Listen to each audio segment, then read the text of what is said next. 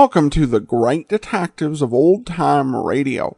From Boise, Idaho, this is your host, Adam Graham. If you have a comment, email it to me, box13@greatdetectives.net. Follow us on Twitter at Radio Detectives and become one of our friends on Facebook. Facebook.com/Radio Detectives. Well, before we do get started, I do want to let you know that this program is brought to you by the financial support of our listeners. And I do want to thank Susan, who went ahead and sent a donation through support.greatdetectives.net.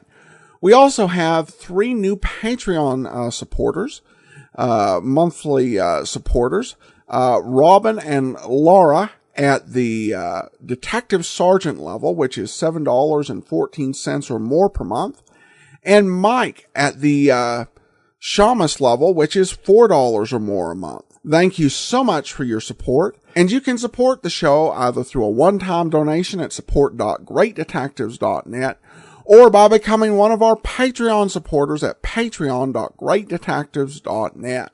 Well, now it's time for today's episode of Ellery Queen.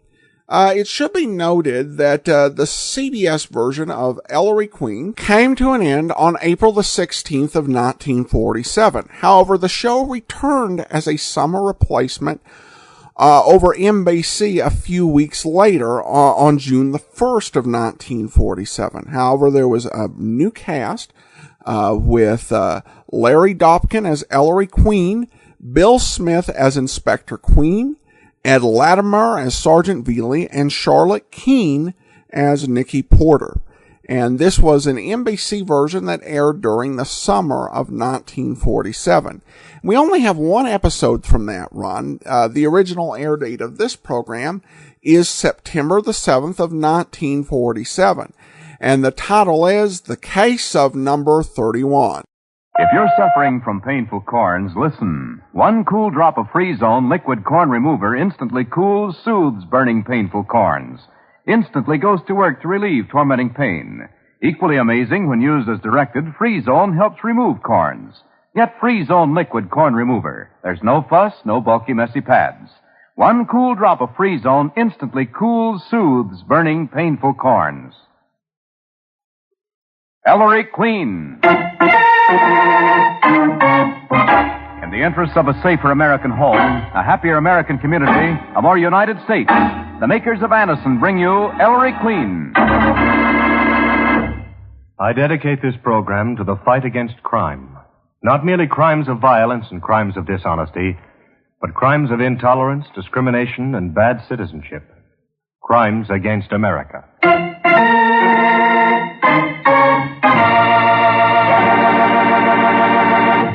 Anison, for the fast, prolonged relief of headache pain, brings you another case in the career of Ellery Queen, celebrated fighter of crime. Anison's guest armchair detective, who's in the studio to solve the mystery, before Ellery reveals the solution, is Mr. Kent Smith.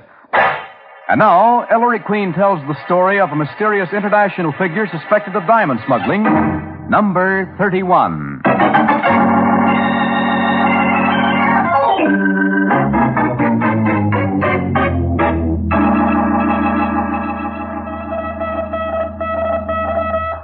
Just a minute, Charlie. Inspector. Huh? Who is it, Veely? A radio phone. Charlie says some guy's calling the police department from the steamship at G at sea. So I'm elected, huh? Inspector Queen speaking. You kept me waiting. Hi, Kip. Who is this? George Arcaris. Oh, yes, Mr. Arcaris. Well, what can I do for you? You and your police and your customs officials can let me alone. That's what you can do for me, Inspector, whoever you are. Now, I don't get you, Mr. Arcaris. If you're on shipboard in mid-Atlantic, You can let me alone when the ship docks in New York. Oh, expecting trouble with the customs, Mr. Arcaris? Very humorous. 3 times now I've been searching your customs like a common criminal. If it occurs this time, I shall make the most vigorous representations to my government. Do you understand me?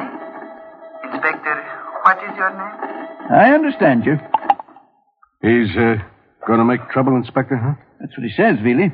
Is this a private fight, Dad, or can anyone get in on it? Oh, that was a bird named George Arcaris, Ellery. He's from the Near East. Yeah, and he has plenty of connections. Arcaris, of course. What's your interest in him? Well, son, about a year ago, we got a tip he was smuggling diamonds in. We passed the tip to customs. They gave him the business. But no diamonds, I take it. No diamonds. Still, after Arcaris sailed back to his homeland, some stuff turned up around New York that seemed to jibe with our tip. The same thing happened on his next 2 trips, Maestro. Now he calls from mid-ocean to say that if he's bothered again, he'll make a diplomatic issue of it. Well, if he's innocent, you can't blame him. Listen, Miss Porter, this Arcaris is an international mystery man. And he's suspected of everything from espionage to murder, but never any proof. Well, it certainly doesn't keep him out of cafe society. He's always being wined and dined by people like Pip Istrom and Sue Mounting and that crowd. Oh. Who's been passing these tips along, Dad? Oh, they've been coming in by way of the underground. Veely, get me ZK at customs. Yes, sir, right away. Of course, it's occurred to you, Dad, that Arcaris may be smuggling the diamonds in through a Confederate? Oh, sure, it's occurred to us, but That's right. Yeah. what can you do? It's one of those things that... Yeah, just a minute, please. Here's simple enough. Here's ZK, Inspector. Zach, anything come in on George Arcaris? Yes, I know. Well, I just got a notion about that. I'll call you right back. There's been another tip. Now, listen, Ellery. We must make sure that Arcaris isn't slipping the ice to a co-worker to carry off. Now, would you make sure for us? It's a delicate situation, Maestro. If you tell us he hasn't passed anything to a pal, we'll search Arcaris and customs, Ellery. I'd have to board the Aegea quite a bit before she docks, Dad. That'll be a cinch now. I can arrange it with the port and customs people. All right. Now, look here. You go out Sunday with the pilot and mingle with the passengers.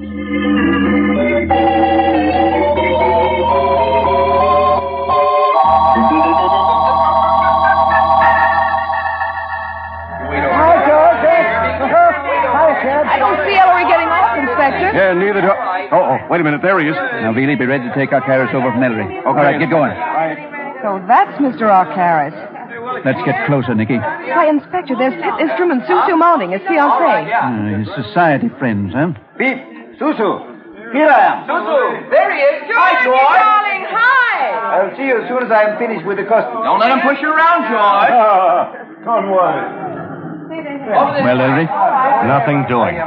He didn't pass him. I'm positive. Haven't had my eyes off him. If he's smuggling anything, Dad, it's in his luggage or on him. Well, that means a body search. And I better go tell Zach. Thanks, son. Phone me at home, Dad, will you? I wonder if they'll find anything, Ellery. I wonder.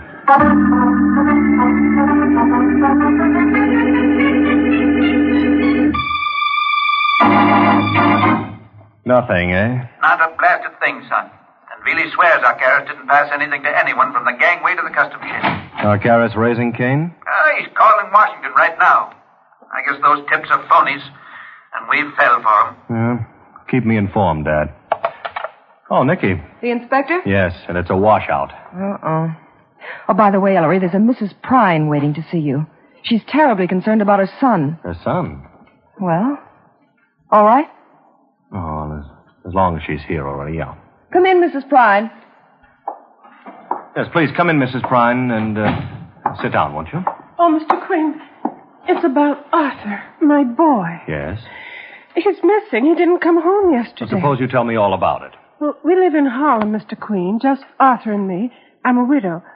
I'm sickly, and Arthur supports me. Where was Arthur supposed to be coming home from, Mrs. Prine? From his job. He's got a butlering job over on Park Avenue, employed by Mr. Istrom. Ellery. Oh, the buddy of our good friend, Nicky. Please go on, Mrs. Prine. Well, every Saturday for 3 years, Mr. Queen, that boy's come straight home from Park Avenue with his salary. Here it is Sunday, and he ain't home yet. Have you called Mr. Istrom? Oh, yes, sir, yesterday evening. But he said Arthur had left at the usual time, saying he was going right home. I don't know what I'll do if Arthur don't show up by tonight. Mrs. Prine is afraid he'll lose his job, Ellery. Mr. Istrom's awful strict. Every morning, Arthur has to have Mr. Istrom's breakfast ready by 9 o'clock. Monday mornings, Arthur always gets there by 8:30, just so Mr. Istrom can eat on time. Did Istrom offer any possible explanation, Mrs. Prine? Well, he said not to worry. But I don't know, Mr. Queen. It don't sound like Arthur. Have you notified the police? Oh, no, sir. Mr. Istrom wouldn't like that. That's why I come to you, Mr. Queen. Yes. Well, now, you go home and stop worrying, Mrs. Prine. I'll make the inquiries. Yes, sir. Thank you, Mr. Queen. That's all right. Thank you. Goodbye. Goodbye. Pip Istrom's butler, and today George Arcaris came in. Funny coincidence. Nicky, get me the Missing Persons Bureau.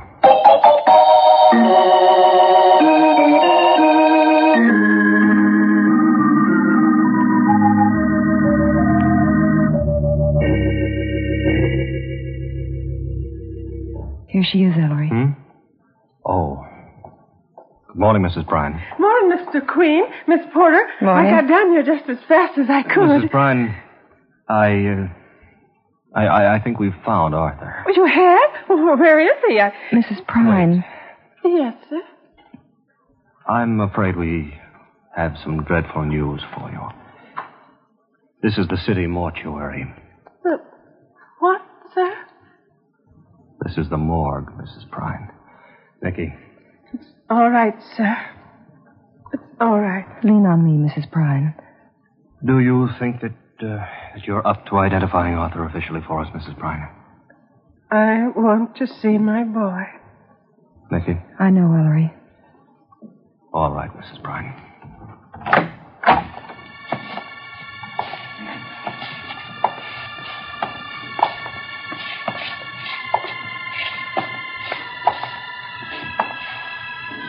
Sergeant. Right, Maestro.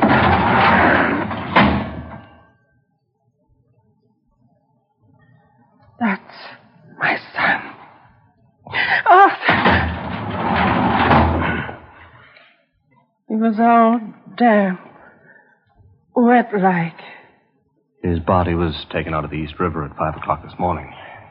Arthur never did a wrong thing in his life. Only maybe play 10 cents on the numbers once in a while. He won $20 last month playing the number 31. What? Yes, sir. He liked that number, 31. Been playing it for most a year.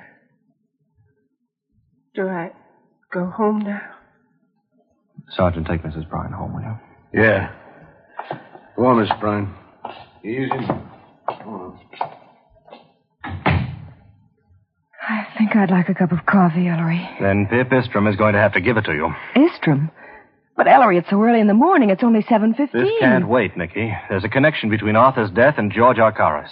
That number, 31. You mean just because Arthur played 31 all the time in the numbers The number game, of Arcaris' cabin on the Aegea was also 31. Come on, Nicky.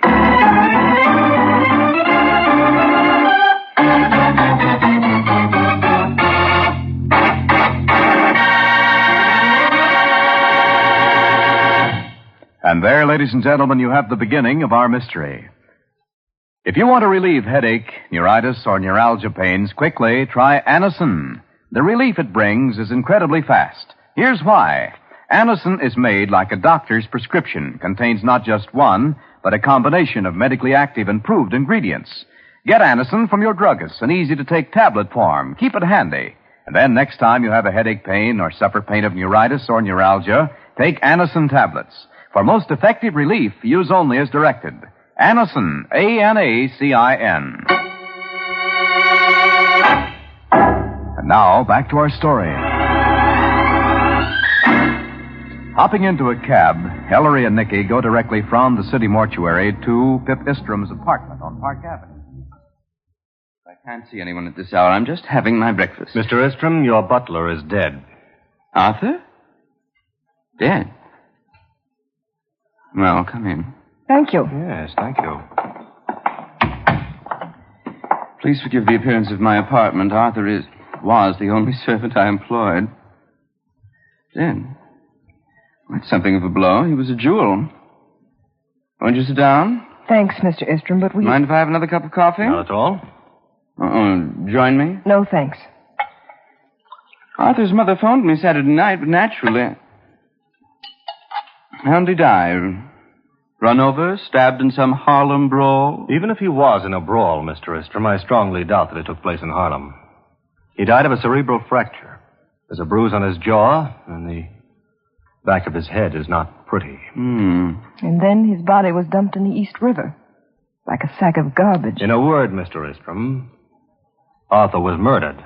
That's clumsy of me. Well, see here, Queen. Do the police think I did it or some such nonsense? The last time I saw Arthur was Saturday evening when he left here perfectly all right. Mm-hmm. I take it that your friend, George Arcaris, knew Arthur. Sure. What has Arcaris to do with Arthur's death, Queen? That, Mr. Istrom, is what I propose to find out. George, he only got into the States yesterday morning. Arthur may not have been murdered until yesterday afternoon. Immersion in water, you see, often makes it difficult to fix the exact time of death. Now, look here. I'm getting a little bit bored with all this.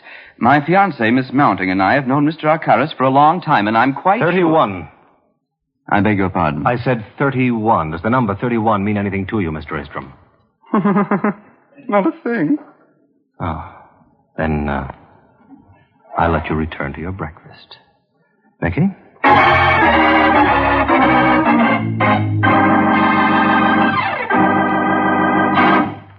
Now you're way off, son. What possible connection could there be? I don't know, Dad, but there is one. All on account of a number 31, a coincidence. Just the same. 31, a coincidence. Just the same, I'm going to see Arcaris. Ellery, no. Why? Now lay off, Arcaris, will you? You don't know the stench he's made. Now, please, son. Okay. But, Dad, I think you're making a big mistake.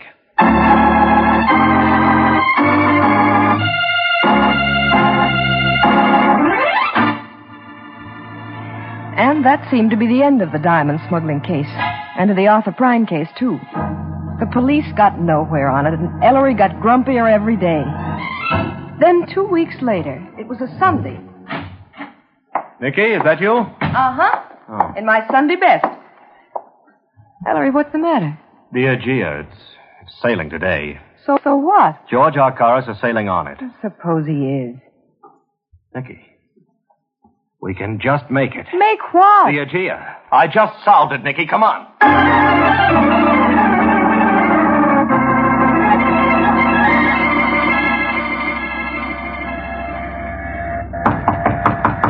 I hope you know what you're doing, Mr. Queen. Trust me, Captain. You hope. Captain Dillier, Mr. Arcaris. Open your cabin door, please. Yes? What is it, Captain? Who are these people? Mr. Arcaris, would you mind if this gentleman searches your cabin? Search. I mind very definitely, Captain. Perhaps if I explained. Mr. Arcaris, it's my theory that this cabin contains a hiding place. Hiding place? Of what? Of some diamonds. Oh, I see. Formerly, I've been accused of smuggling diamonds into the United States. Now I am accused of smuggling them out. Is that it? Not exactly. But you will admit, Mr. Arcaris, won't you? That it's a very odd coincidence you're always booking cabin 31 on the Aegea, both coming and going? And it's demented. Very well. Go ahead. Sir, I can't hold up the ship, Mr. Queen. We sail in 10 minutes. Ellery, 10 minutes. One side, Nicky.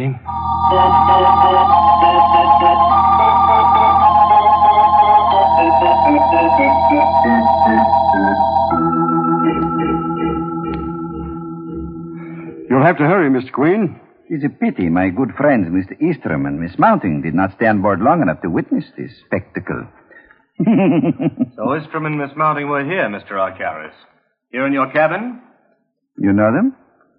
Yes, Mr. Queen. They always see me off. That's very interesting, Arcaris, because the steel support of this bunk comes out, revealing a very effective hiding place. What? Why, it's big enough to hide a fortune in diamonds. But Mr. Queen, it's empty. Certainly, Captain, but it was full of diamonds when the Aegea docked. But Ellery, he was searched when he got off the ship. Arcaris left the diamonds on board, Nicky. He never carried them off when the ship made port. But he made sure always to get cabin 31 for the return trip. You heard him just now. Pip Istrom and Sue Mounting always see him off. Visitors to the ship on its outgoing voyage. Such visitors are not searched when they leave. One of them carried the diamonds off just a few minutes ago. Stand very still. Oh. My error. Do not move, please. Not even a little. Very good. Oh, the swine. Oh, locked. Ellery, look here, through the porthole. He's running down the gangway just as they're pulling it in. Never mind our carriers, Nicky. We've got to get to Istrom's. Captain, get us off your ship.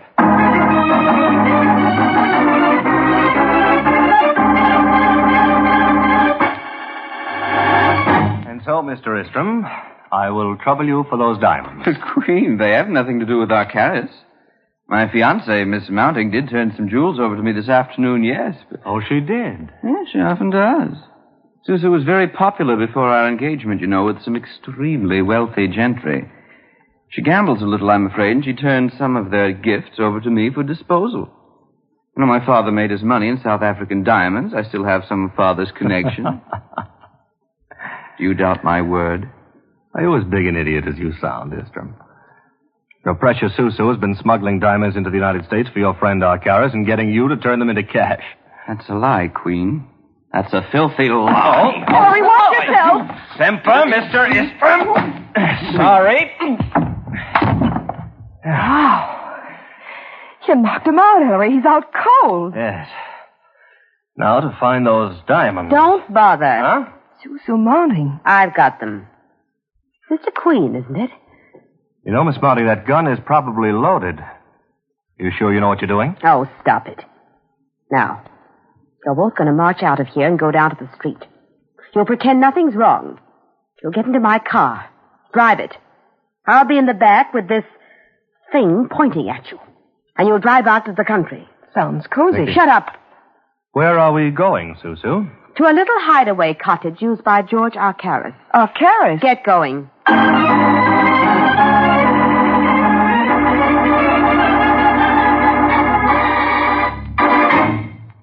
You are an idiot, Suso.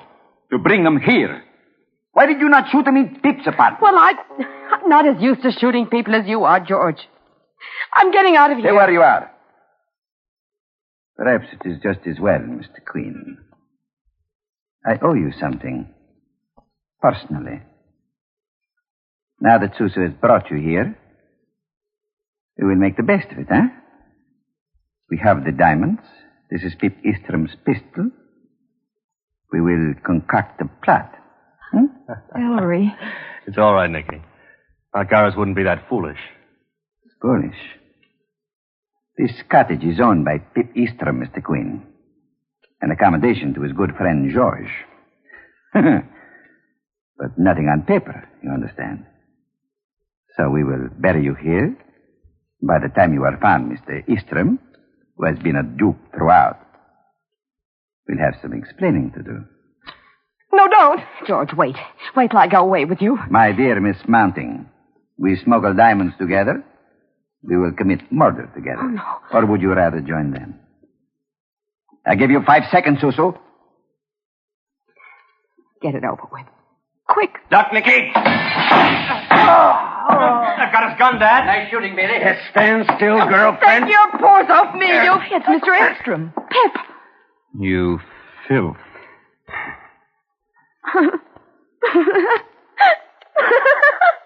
Has anybody got a drink?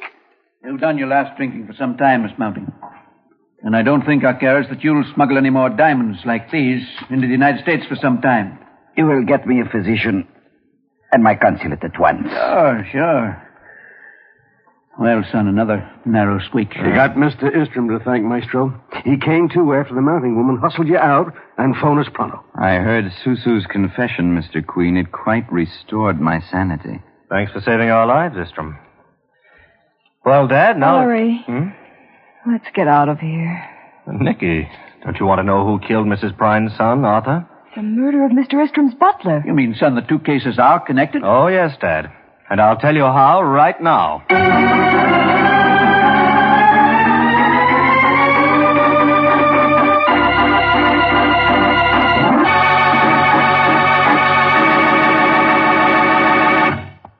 And there, ladies and gentlemen, you have the mystery. Now, Nicky, will you introduce our guest? Sure thing, Ellery. He's the popular screen and stage star, most recently seen with Anne Sheridan in the film Nora Prentice.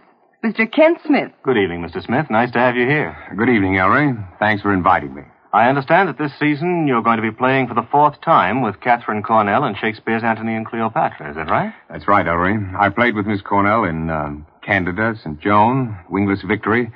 And I'm looking forward with great enjoyment to Antony and Cleopatra. Lots of luck, Mr. Smith. Let's hope the play has a long run. But now let's get down to business, shall we? Tell me who killed Arthur Prime.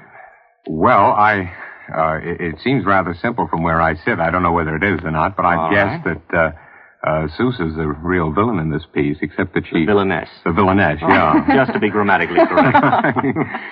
Well, I must say that I was fooled about Pip, but as long as he turns out to be okay, he probably... having saved our lives, you mean? Yeah. Yes. Yeah. Mm-hmm. It came in handy then. And you gather it was Susan. Certainly did. Yeah. And the motive? Well, that I can't quite establish, except she might have found him. Pip sent his butler to cabin 31, and the code they used was and the you numbers connected code. with the diamonds. Yeah. I see. Well, thank you very much, Mr. Smith, and you'll find out in just a moment what the solution is. I can't wait. Good. Now, here is Don Hancock. If you want to be certain your breath is sweeter and your teeth are brighter after brushing, listen. Colinos toothpaste has a mouthwash effect built right in to sweeten the breath. The moment you use Colinos, its mouthwash effect instantly and unfailingly sweetens every case of unpleasant breath due to improper cleansing. Sweetens every case. At the same time, Colinos polishing action brightens teeth beautifully by removing ordinary yellow surface stains. So to be certain your breath is sweeter and your teeth are brighter, get K-O-L-Y-N-O-S, Colinos toothpaste or tooth powder tonight.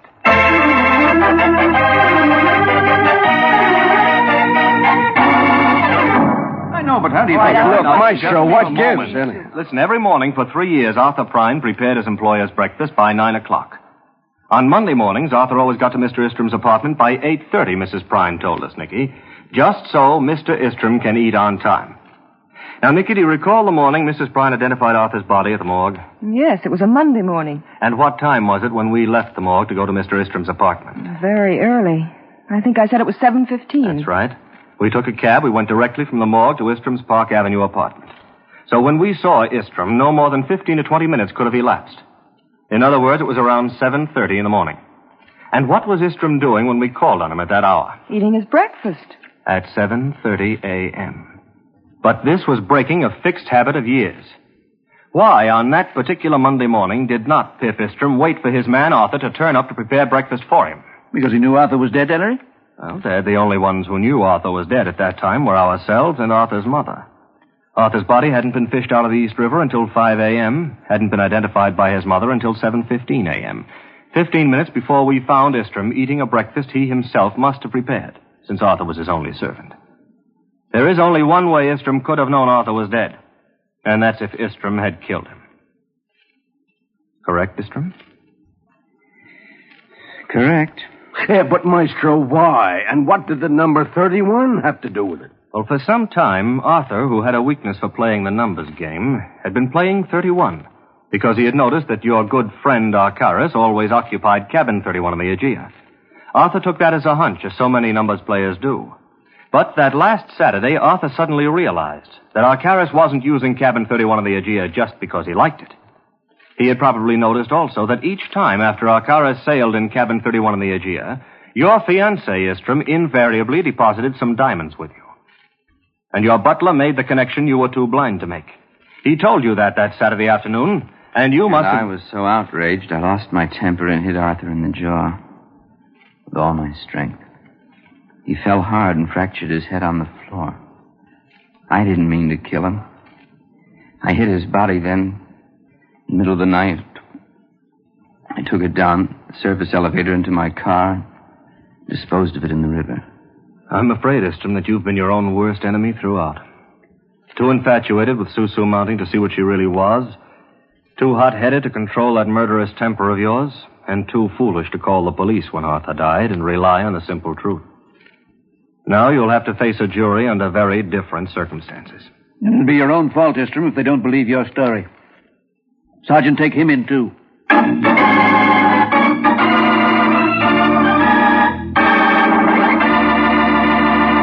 And there, ladies and gentlemen, you have the solution to our mystery. Thank you again, Mr. Kent Smith, for being our guest armchair detective this evening. And as mementos of your visit with us, Anderson is proud to present you with this autographed copy of my new anthology, The Queen's Awards, 1946, and a subscription to Ellery Queen's Mystery Magazine. As a special gift, we have for you a Stromberg-Carlson radio phonograph combination, complete with push-button tuning and automatic record changer. We're also presenting you with a generous supply of Anacin for the relief of headache pain. Perhaps your own doctor has already recommended Anacin for the fast help it can give. Ellery will be back in a moment. The next time you suffer from pains of headache, neuritis, or neuralgia, take Anacin. The relief it brings is incredibly fast, and here's why. Anacin is made like a doctor's prescription, contains not just one, but a combination of medically active and proved ingredients. Get Anacin from your druggist in easy-to-take tablet form. Keep it handy. And then next time you have a headache pain or suffer pain of neuritis or neuralgia, take Anacin tablets. For most effective relief, use only as directed. Anacin, A-N-A-C-I-N. Now, Ellery, what about next week? Next week's story, Don, is about a tense problem in human relations and crime. I call it Tragedy in Blue.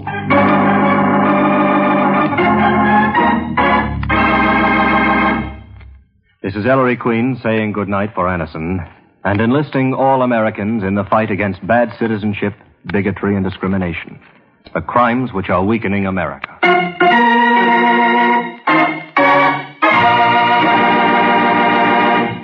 All names of characters used in this program are fictitious and do not refer to real people, either living or dead. Among the members of tonight's cast were Larry Dobkin, Charlotte Keene, Bill Smith, and Ed Latimer. Music by Chet Kingsbury, Don Hancock speaking. Beginning September 28th, the makers of Anacin and Colinos will bring you at the same time a new and exciting program direct from Hollywood called Hollywood Star Preview. Remember the date, September 28th. This is NBC, the National Broadcasting Company.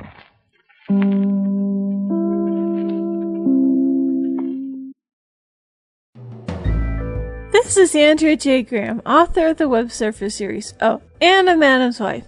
You're listening to the Great Detectives of Old Time Radio.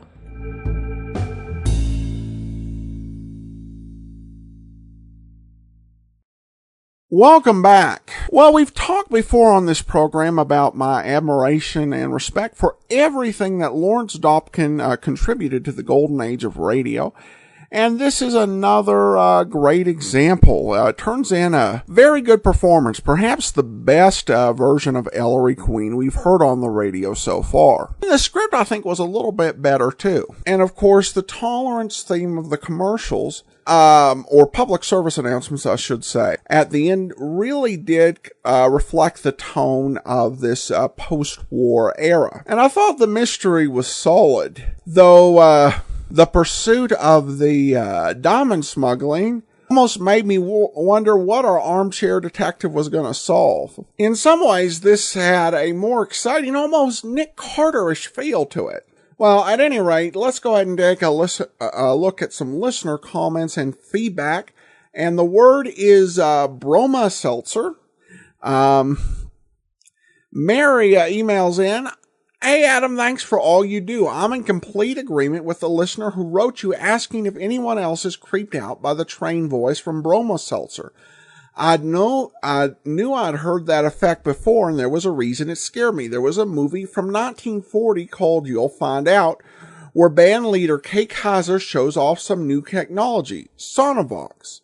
And there's a clip where it's kind of lighthearted. She said, this example is pretty whimsical, but later in the film, they do a seance, and it's used in a more spine-tingling way, which is not surprising since the cast also includes horror greats Peter Lorre, Bela Lugosi, and Boris Karloff. Wow, don't plan on going to sleep after watching that movie. I have trouble sleeping after watching the credits. Anyway, Mary goes on to write, thanks again for all the great old material. We love it. Well, thanks so much, Mary. And Bobby Lee Walker says, I agree. The train is a little scary when he's trying to talk.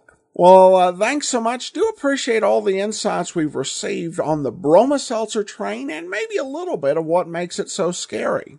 All right, well, that will be it for today. Join us back here tomorrow, The Adventures of Philip Marlowe. And then next week, another episode of Ellery Queen. In the meantime, send your comments to box13@greatdetectives.net. Follow us on Twitter @Radio Detectives and become one of our friends on Facebook. Facebook.com/Radio Detectives. From Boise, Idaho, this is your host, Adam Graham, signing off.